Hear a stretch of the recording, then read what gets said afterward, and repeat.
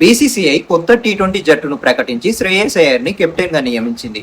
అయితే ఈ జట్టులో ఉండేందుకు పూర్తి అర్హత ఉన్న ముగ్గురు ఆటగాళ్లకు మాత్రం అవకాశం దక్కలేదు. అందులో నెంబర్ 1 రజత్ పాటిదార్ గత 2 సంవత్సరాలుగా అద్భుతమైన ప్రదర్శన చేస్తున్నాడు.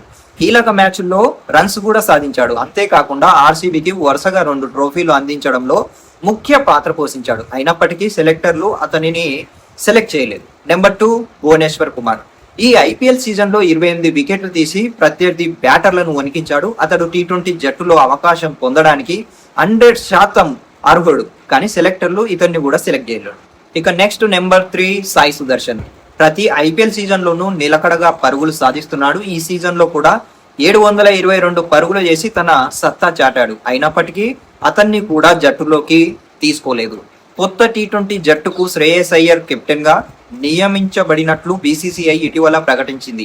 అయితే దీని గురించి మీరేమనుకుంటున్నారో కింద కామెంట్స్ చేయండి.